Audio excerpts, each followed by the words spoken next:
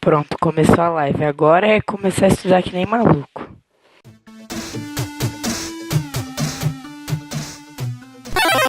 Então vamos lá começar com os tipos sanguíneos. O que a gente tem que lembrar? Os tipos sanguíneos, eles foram descobertos por Landsteiner, ou seja, tem, existem pessoas com diferentes tipos sanguíneos, você sabe disso. Você sabe que tem diferença entre negativo e positivo.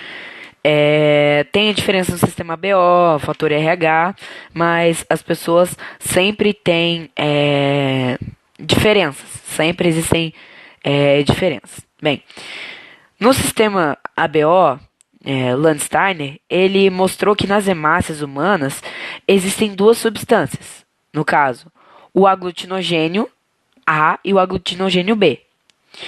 Os testes indicaram que em algumas pessoas tem suas hemácias o aglutinogênio A, outras o B, algumas o A e o B, e outras não tem nem o A nem o B. Ou seja, aí foi criado o sistema BO. Ou seja, A, quando tem aglutinogênio A, sangue tipo B, quando tem aglutinogênio B, o sangue AB, quando tem o A e o B, e o O não tem aglutinogênio, entendeu? Então vamos lá. E além disso, ainda tem as aglutininas. Bem, o aglutinogênio, eles são proteínas que ficam na membrana, ou seja, proteínas que identificam o respectivo grupo e tipo sanguíneo. As aglutininas são os anticorpos que vão reagir com o antígeno. Então vamos lá. No sangue A, você tem a aglutinina anti-B.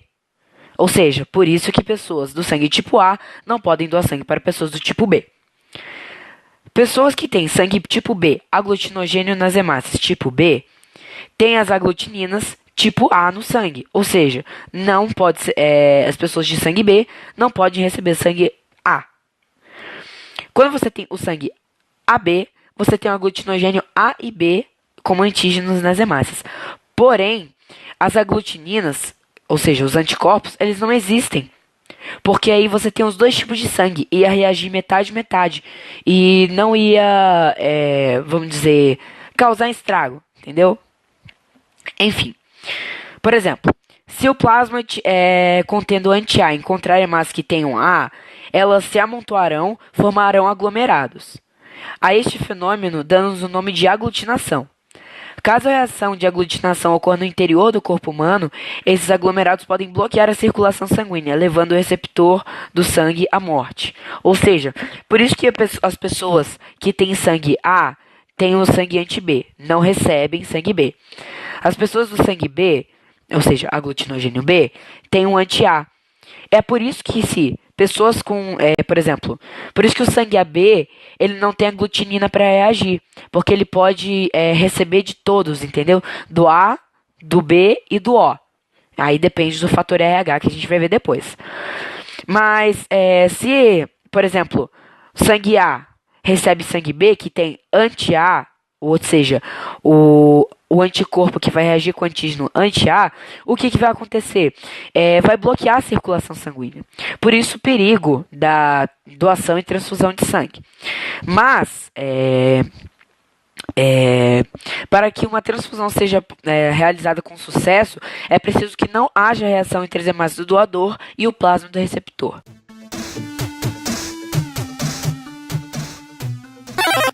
Um laboratorista recebeu uma amostra de sangue tipo sanguíneo desconhecido.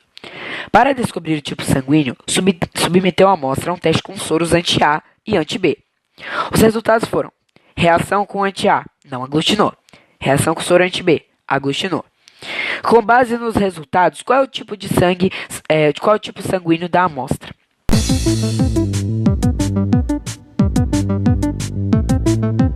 Reação com soro anti-A.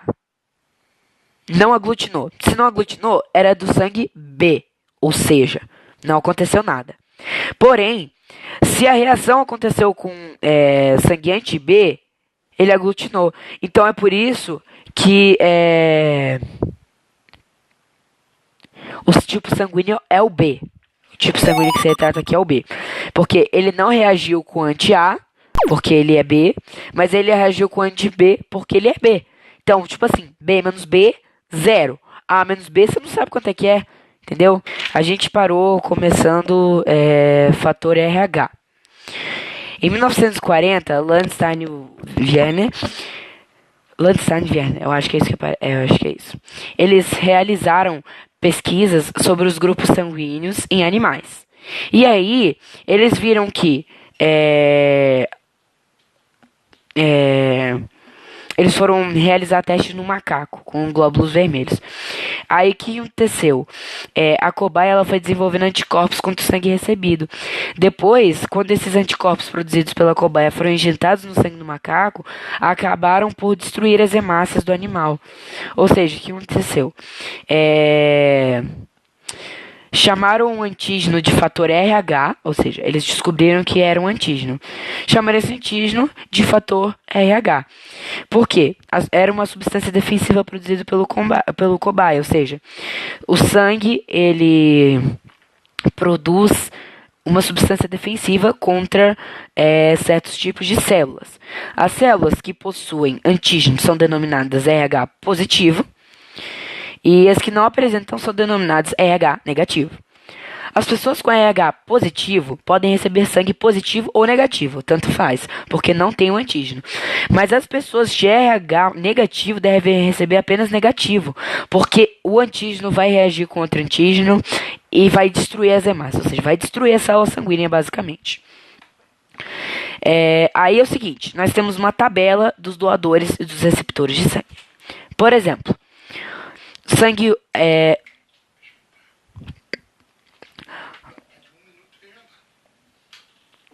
aí tem o sangue AB positivo, AB negativo, A positivo, A negativo, B positivo, B negativo, O positivo, O negativo. Os de sangue AB positivo podem receber sangue de O negativo, O positivo, B negativo, B positivo, A negativo, A positivo, AB negativo e AB positivo. Por isso que o sangue AB positivo ele é denominado receptor universal. Porque ele recebe de todos, mas recebe de todos os tipos sanguíneos. Vamos explicar por quê. O sangue A, porque ele não tem nenhuma aglutinina, então o sangue B não reage. O sangue B, porque não tem aglutinina, o sangue A não reage. O sangue O não tem aglutinogênio, nem aglutinina. Aliás, tem aglutinina. Não tem aglutinogênio. E não vai e como também não tem aglutinina, não vai reagir. Ou seja, nenhum dos 3 tipos de sangue, 4 tipos de sangue no caso, reage. Porém, os de sangue AB negativo, eles só podem receber dos de negativo mesmo. O negativo, B negativo, A negativo e AB negativo. São os únicos que eles podem receber. Sangue A positivo. Pode receber do O negativo, claro, porque por causa que o negativo que não tem o antígeno não destrói as hemácias positivas, ao ponto que as positivas que têm o antígeno, que é a substância defensora, vão destruir as de sangue RH negativo. Ok. A positivo pode receber de O negativo, O positivo, A negativo e A positivo, com certeza. Os de A negativo só podem receber de O negativo e de A negativo. Os de sangue B positivo podem receber B positivo, B negativo, O positivo e O negativo. São todos que podem. Já o sangue B negativo só recebe de sangue O negativo e sangue B negativo. Já o sangue O positivo, ele só recebe de O negativo e O positivo. E o sangue O negativo só vai receber do sangue O negativo. Por quê? Pensa o seguinte. As pessoas do sangue O não têm aglutinogênio. Então não é nem sangue A nem sangue B. Porém, eles têm as duas aglutininas, anti-A e anti-B. Ou seja, se qualquer um dos dois sangues, sem ser o O, for doado, o que vai acontecer? Vai reagir e vai bloquear a circulação sanguínea. Quanto mais o fator negativo vai influenciar, que ele não vai poder receber também dos de sangue O positivo, porque vai reagir também. Ou seja, O negativo só recebe de O negativo. Porém, ele doa para todo mundo. O O negativo pode doar para todo mundo. O AB negativo, ele recebe de todo mundo. Então, é difícil, sabe? É uma matéria meio complicada, mas vamos lá. E agora a gente vai começar a matéria de eritroblastose fetal. Bem, eritroblastose fetal. Quem sabe bem, nas pessoas RH negativo, os anticorpos do anti-RH, do tipo anti-RH, não resistem normalmente no sangue, não existem. E a produção somente ocorre se a pessoa for sensibilizada. Porém, a eritroblastose fetal, ela se refere aos casos de mulheres RH negativo que são sensibilizadas por sangue RH positivo. Ou seja, reagiu por causa da substância defensora, que são os antígenos. Porque tem um antígeno das aglutininas, mas também tem um antígeno do fator RH. E aí ela vai destruir as células sanguíneas e não vai ter mais, acabou. Isso pode ocorrer por transfusão de sangue ou se essa mulher gerar um filho RH positivo. Então esse é o grande problema. Ou ela vai receber uma transfusão de sangue errada, ou ela vai gerar um filho que tem um fator RH diferente do dela. Aí complica, entendeu? Ok. No caso da gravidez e, principalmente durante o parto, ocorrem rupturas na placenta e algumas das crianças RH positivo entram em contato com o sangue da mãe e passam para a circulação materna. Nesse momento, as hemácias do feto estimulam a mãe RH negativo a produzir anticorpos anti-RH. Forma-se assim uma memória imunitária para o fator RH. Ou seja, dá problema. Bora. A primeira gravidez não apresenta risco, porque o nível de sensibilização é pequeno. E a quantidade de anticorpos presentes no sangue da mãe não chega a prejudicar a criança que está prestes a nascer. O problema está na próxima gravidez. Se a próxima criança gerada apresentar fator RH positivo, os anticorpos anti-RH produzidos em grande quantidade pelo sangue materno atravessam a placenta e iniciam a destruição das hemácias fetais. Ou seja, o que acontece? Mulher RH negativo, na primeira gravidez de uma criança RH positivo. Não tem muita, sabe, não tem muito contato, então não faz tanta diferença. Porém, na segunda gravidez, esses anticorpos ele atravessam a placenta, que é o canal de comunicação entre a mãe e o filho durante a gestação. Logo depois que ele nasce, ele vive a vida sozinho, não vai depender da mãe, né? Dos negócios da mãe. Aí o que acontece? A produção de anticorpos anti-RH durante o parto causa uma sensibilização da mulher. E o que acontece? O filho morre. Ou seja, a gestação não acontece. Se ela acontece, ela vai acontecer muito mal. Ou seja, vai dar grande problema. E, né, ninguém gosta de perder uma pessoa, principalmente que está prestes a nascer. E para evitar esse problema, tem uma solução, sim. Para evitar o problema, quando uma mulher RH negativo tem seu primeiro filho e ele é RH positivo, logo após o parto, ela deve receber uma injeção contendo anticorpos anti-RH. Esses anticorpos destroem rapidamente as hemácias fetais RH positivo presentes na circulação materna, evitando a sensibilização da mulher. Então é nada mais nada menos do que uma injeção. Você leva uma injeção, você acaba com o problema. A mulher, no caso, que está grávida, né? Na segunda gravidez tem chance de ser abortado. Na verdade, é um aborto espontâneo. É como se, por causa dos anticorpos da mãe, que isso acontecesse. O fator RH é um importante antígeno presente no sistema de determinados seres vivos. A designação RH é uma abreviatura do nome rhesus, no qual os cientistas Landsteiner e Wierner identificaram pela primeira vez a presença do antígeno que denominam o fator RH. Qual foi o animal usado na experiência? Macaco, com certeza. Oi. Fator RH influencia doença hemolítica do recém-nascido. Quais são os tipos sanguíneos existentes? A, B, AB e O. No sistema ABO existem 4 tipos de sangue: AB, B, AB e O. Esses tipos são caracterizados pela presença ou não de aglutininas e aglutinogênios. Onde encontramos essas substâncias? No plasma sanguíneo nas hemácias, no citoesqueleto e na membrana plasmática, no tecido epitelial e nas glândulas sudoríparas, nas hemácias e na medula espinal e no plasma sanguíneo. Eu vou colocar no plasma sanguíneo e nas hemácias. Por que por que o sangue de tipo O é considerado doador universal? Pois o tipo O não possui aglutinogênios, pois o tipo O não possui aglutininas, pois o grupo no O não possui aglutinogênios, pois o grupo O possui aglutininas. Eu acho que é porque ele não possui aglutinogênios. Por que o sangue do tipo AB é considerado receptor universal? Porque ele não possui aglutininas no plasma. Opa, nas hemácias. O que são aglutinogênios encontrados na superfície das hemácias são responsáveis pela determinação do fenótipo sanguíneo? Não sei, não sou universitário. Estou estudando no 8º ano, entendeu? Eu estou no 8º ano, não no primeiro de ensino médio. O que são as aglutininas encontradas no plasma sanguíneo e são anticorpos que reagem com os aglutinogênios? Peraí. Aglutininas. Meu Deus. Ao cruzarmos duas pessoas que... Ai, gente, sério mesmo. Vou conferir a resposta. Macaco.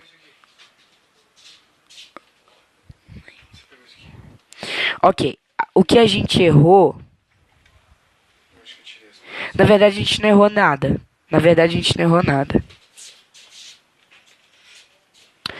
O que a gente basicamente... são as outras questões que a gente deixou em branco. Enfim, vamos continuar a explicação. Deixar esse teclado aqui em cima. Não desajeitar nada. Vambora. Vamos começar sistema linfático. Não? Sistema linfático. Além do sistema cardiovascular, por onde trafega o sangue, existe o linfático, no interior do qual trafega um líquido transparente chamado de linfa. Ou seja, na verdade, o que a linfa faz é circular entre as células ou no interior dos vasos linfáticos e recebe nutrientes e substâncias da excreção e transporta células especializadas na defesa do organismo. Ou seja, o sistema linfático é um sistema de defesa. Então, ele contribui para a defesa do corpo. Ok. Para se reproduzirem mais rapidamente, eles vão para os linfonodos. Ou seja, os linfonodos, eles são pontos de amadurecimento dos glóbulos brancos. Por que isso tem a ver com o sistema cardiovascular que a gente estava estudando antes? Porque os glóbulos brancos, eles vêm da célula tronco hematopoética e são células sanguíneas. Elas, além disso, elas causam doenças e a produção anormal desse tipo de célula vai causar doenças, enfim. Ok. Os vasos linfáticos, eles carregam linfa, fazem transporte de substâncias e água dos tecidos para o sangue. Ou seja, o sistema linfático serve para defender o corpo e para fazer o transporte de substâncias e de água dos tecidos para o sangue. É basicamente isso. Ok. Em diversos pontos da rede linfática existem os linfonodos, que são os órgãos de defesa. São os pontos de amadurecimento dos glóbulos brancos.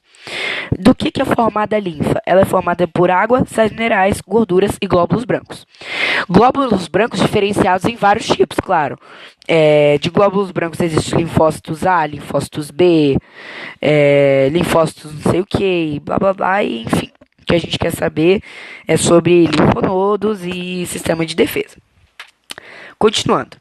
As tonsilas, antigamente, eram chamadas de amígdalas, mas agora são chamadas de tonsilas. Eles são os gânglios linfáticos. Eles também são importantes centros do sistema linfático. Eles são importantes partes dele. Ok. Aí nós temos os principais órgãos. No caso, são as tonsilas, os nódulos linfáticos cervicais, o baço, os nódulos linfáticos inguinais e também os linfonodos, linfócitos localizados em diversas partes do corpo. O órgão principal do... Queria ter pessoas assim na vida que me dão aulas assim, porque eu sou o único que tem. Enfim. Besta. Ok, vamos lá.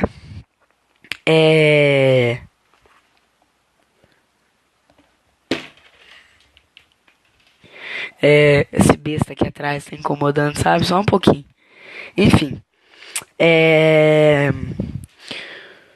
O baço, ele... Tô falando de sangue ou de garganta? Sistema linfático. Sistema linfático, na verdade. Ok.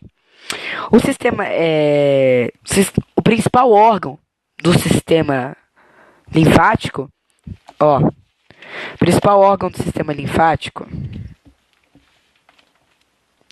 é o baço. O baço. Ele é altamente vascularizado e quando você altera o seu ritmo respiratório de forma errada, ele começa a doer. Ou seja, altamente vascularizado, anervado, enfim. Vambora, vida que segue. Ou seja, o que que eles... Então, revisando. Sistema linfático. Faz parte do sistema cardiovascular, mas o que ele faz é transportar substâncias e água dos tecidos para o sangue, ou vice-versa. Ok, aí a gente começa a parte das doenças, que ninguém gosta, né? Hoje em dia a gente não estuda mais a cura para elas, a gente estuda, na verdade, as doenças. Não é nem mais a saúde da pessoa, são só as doenças, né? They don't know about the things we do. They don't know about the art.